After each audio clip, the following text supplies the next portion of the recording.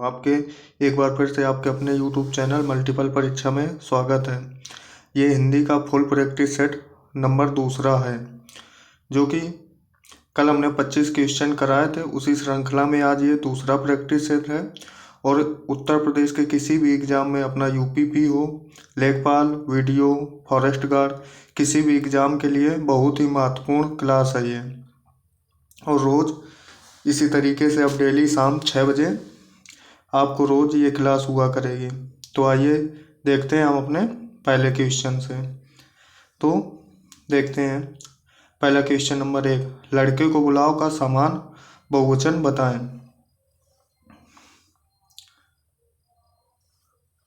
Answer दीजिए जल्दी जल्दी।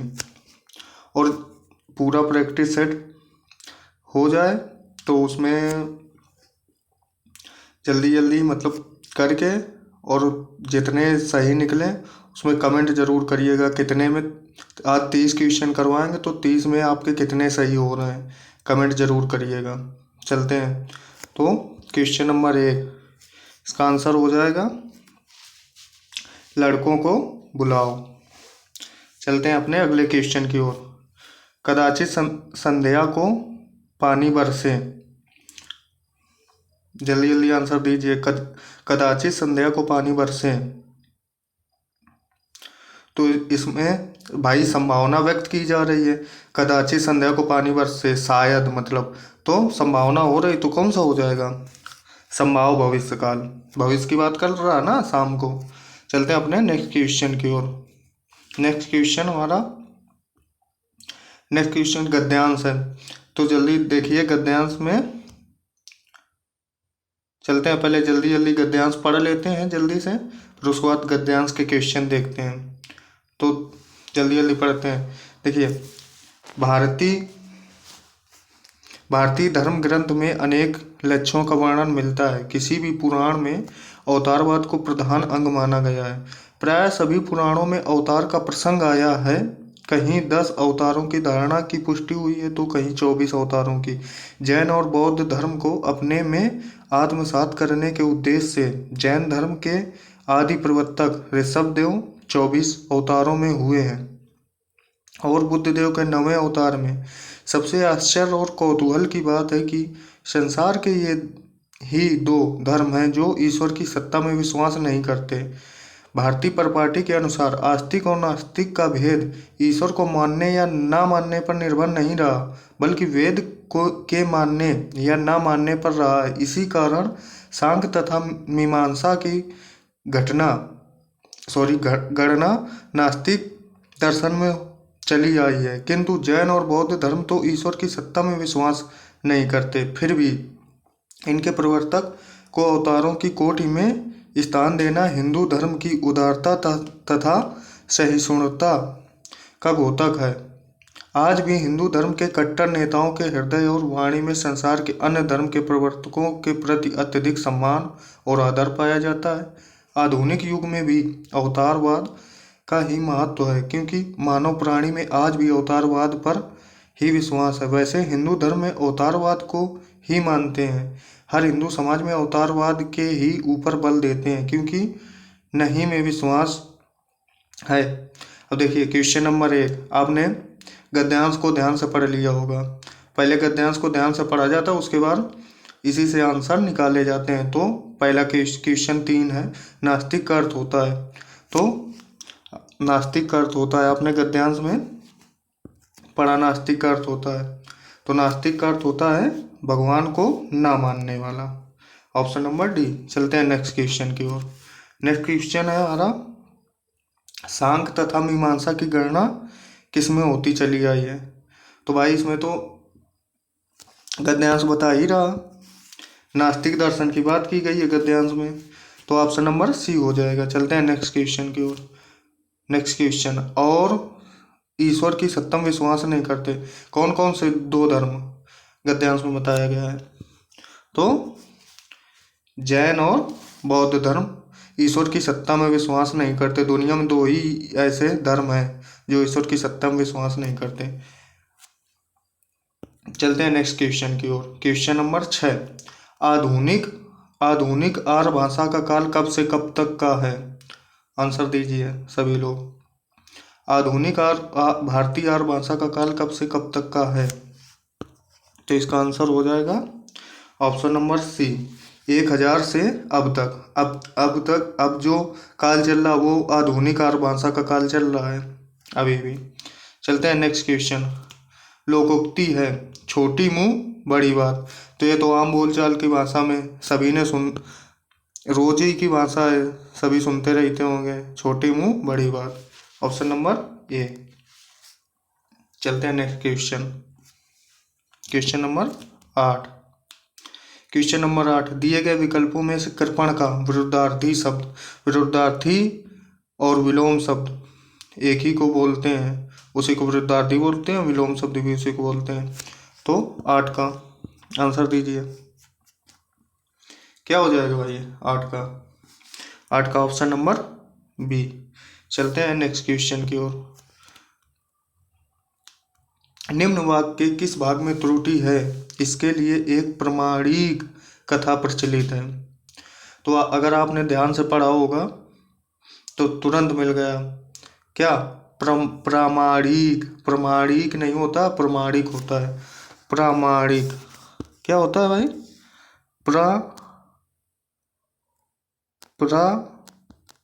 प्रामाणिक मतलब छोटी की मात्रा होती है, ठीक, ये बड़ी की मात्रा नहीं, यहाँ पे छोटी की मात्रा ये ऐसे। चलते हैं नेक्स्ट क्वेश्चन की ओर। Question number 10। निम्न वाक्यों में एक वाक्य व्याकरण की दृष्टि से शुद्ध है, तो वह स्वयं आएगा। ऑप्शन बी, वाक्य और वाक्य के भेदों पर प्रकाश डालिए। ऑप्शन सी, दूध में कौन पड़ गया, वह सुंदर शोभा धारण कर रहा था। देखिए, वह स्वयं आएगा, वाक्य और वाक्य के दो भेदों पर प्रकाश डालिए। सॉरी, बताइए भाई। तो देखिए, इसमें दूध में कौन पड़ गया, दूध में कौन पड़ गया नहीं होता, दूध में क्या पड़ गया होता है। तो ये सी तो गलत हो गया। वह सुंदर शोभा धारण कर रहा था, वह सुंदर शोभा धारण कर रहा था। चलते हैं देखते हैं बी में, वाक्य और वाक्य के भेदों पर प्रकाश डालिए। तो वाक्य और वाक्यों के भेदों पर प्रकाश डालिए, तो यहाँ वाक्यों हो जाएगा, तो इसलिए ये भी गलत है। इसका ऑप्शन नंबर हो जाएगा ए, वह स्वयं आएगा। चलते हैं नेक्स्ट क्वेश्चन की ओर। Question number 11। कुछ बच्चे इधर आओ, वाक्य में विशेषण पहचानिए। तो कुछ बच्चे इधर आओ कौन सा हो जाएगा? ऑप्शन नंबर डी, संख्यावाचक। विशेषण कौन से होते हैं? जो विशेषता बताएं, वो विशेषण होते हैं। जैसे राधा सुंदर है, तो सुंदर क्या है? विशेषण है किसकी? राधा की। तो वो होते हैं विशेषण। चलते हैं नेक्स्ट क्वेश्चन की ओर। Question number 12। क्रोध का ही एक रूप है, भरना है। तो देखिए, क्रोध आत्मिकता, मतलब आत्मिकता तो होगा नहीं, क्योंकि क्रोध आत्मिकता से क्या संबंध क्रोध का? नाराजगी होता है नाराजगी से, पर सहज रूप है, एक सहज रूप। तो भाई क्रोध एक अच्छा तो होता नहीं जो उसको सहज शब्द दिया जाएगा। तो क्रोध ऑप्शन नंबर डी हो जाएगा। तामसिकता का एक रूप है और एक घिनौना एक रूप है। तो ऑप्शन नंबर डी 12। चलते हैं नेक्स्ट क्वेश्चन 13। निम्न वाक्य के किस भाग में त्रुटि है? हम कब तक सहते रहेंगे और अपमान का घूंट पीते रहेंगे। तो देखिए भाई, अपमान का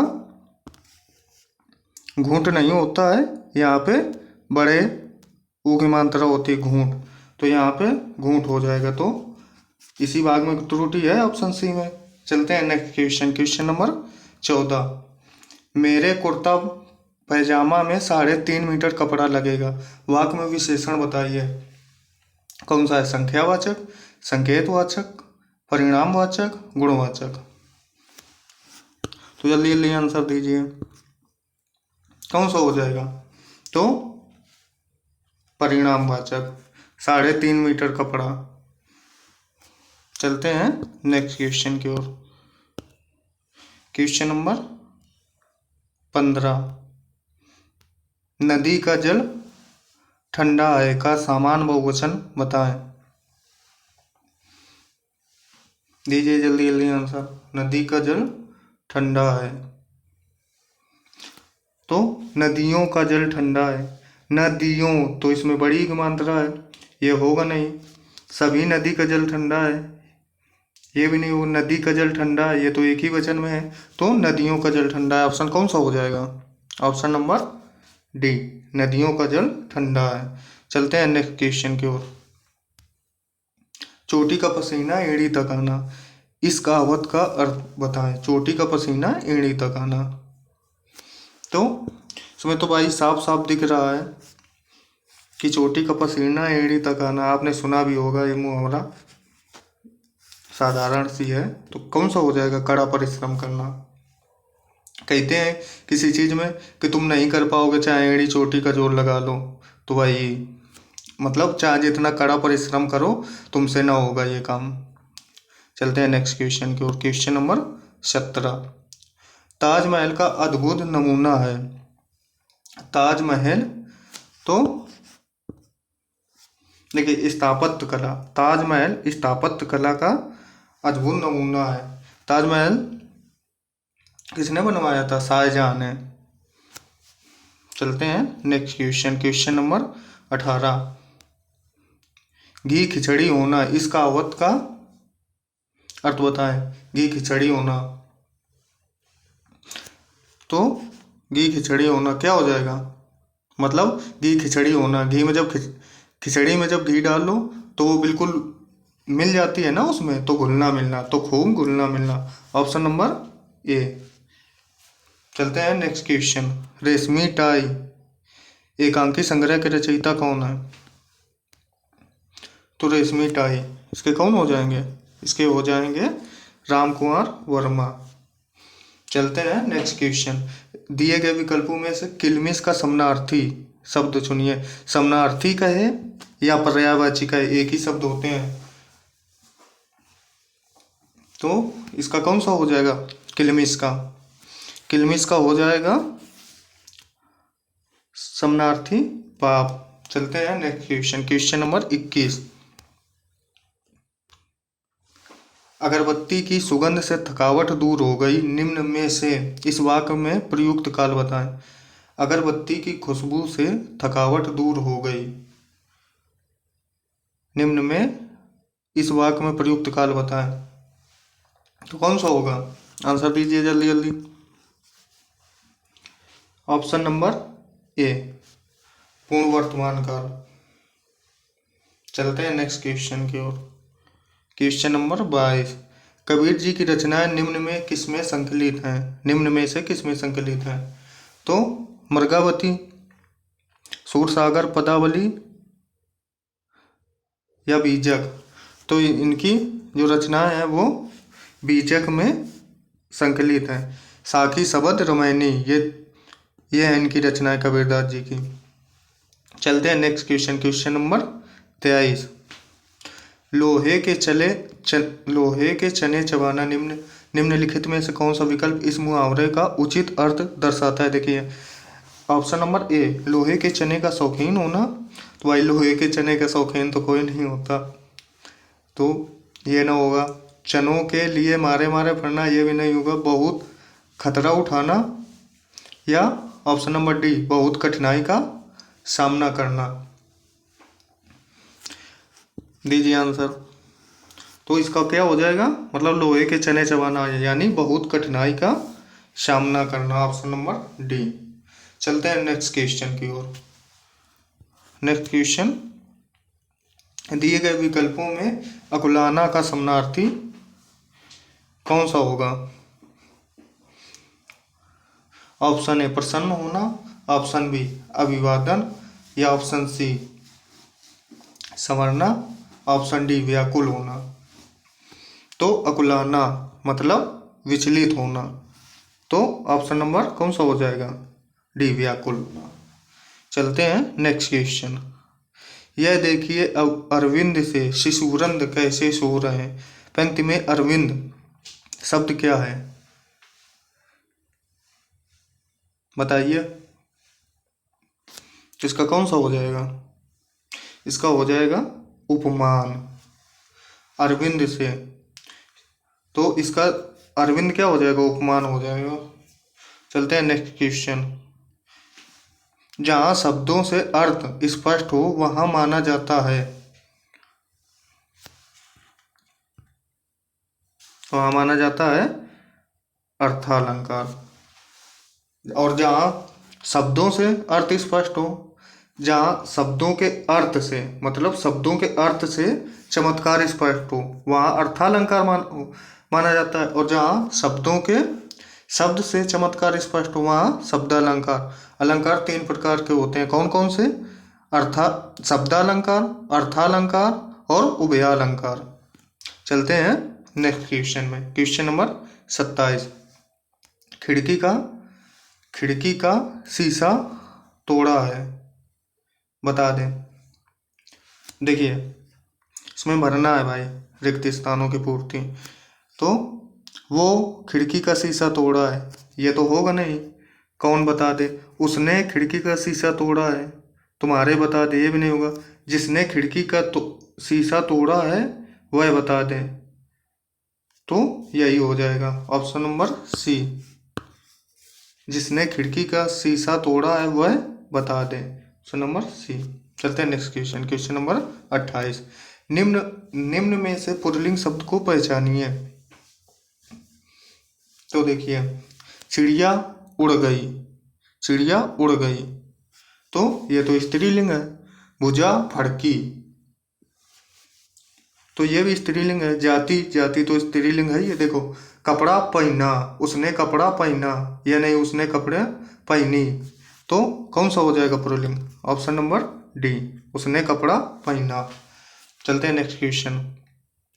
आप निसंकोच चले जाओ। इस वाक्य की त्रुटि सुधारने के लिए निम्न में से सही वाक्य छांटें। दीजिए जल्दी जल्दी आंसर। तो तुम निसंकोच चले जाइए, ये तो होगा नहीं। आप निसंकोच चला जाओ, ये भी नहीं होगा भी। अब आप निसंकोच चले जाइए, आप निसंकोच चले जाइएगा, तो कौन सा हो जाएगा? Option number C. चलते हैं नेक्स्ट क्वेश्चन। क्वेश्चन नंबर 30, और ये आज के प्रैक्टिस सेट का अंतिम क्वेश्चन है। विशेषण की 3 अवस्थाएं होती हैं, कौन कौन सी? मूलावस्था, उत्तरावस्था व उत्तमावस्था। देखिए तो कौन सा ऑप्शन हो जाएगा? ऑप्शन नंबर बी, मूलावस्था, उत्तरावस्था, उत्तमावस्था। अब इसके एग्जाम्पल हम आपको बता रहे हैं। जैसे राधा सुंदर है, राधा सुंदर है, तो ये काहे में? मूलावस्था में हो जाएगा। अब उत्तरावस्था, उत्तरावस्था में होगा जब किसी 2 लोगों की आपस में परस्पर तुलना की जाए। जैसे राधा गीता से सुंदर है, तो उसमें हो जाएगा उत्तरावस्था। राधा है जो गीता से सुंदर हो, उसमें उत्तरावस्था हो जाएगा। अब उत्तमावस्था होता है मतलब हाईएस्ट, उससे उसके मतलब उससे ऊपर कुछ नहीं होता, मतलब उच्चतम। तो उत्तमावस्था जैसे कह दिया जाए राधा सबसे सुंदर है, मतलब राधा जितना सुंदर कोई नहीं है, राधा सबसे सुंदर है, तो किस में हो जाएगा? उत्तमावस्था में। जैसे हमारा सुप्रीम कोर्ट, तो सुप्रीम कोर्ट मतलब उच्चतम न्यायालय, उच्चतम न्यायालय, उसके ऊपर कोई न्यायालय नहीं है उससे ऊंचा, तो क्या है? उच्चतम न्यायालय सुप्रीम कोर्ट। तो वो काय में होगा? उत्तमावस्था में, तभी उसको सुप्रीम कोर्ट बोला जाता है। तो आज का हमारा यहीं पर प्रैक्टिस सेट समाप्त हुआ। ये क्लास कैसी लगी प्लीज़ लाइक करें, कमेंट करें। अगर अच्छी लगी हो तो कमेंट ज़रूर करें। धन्यवाद। जय हिंद।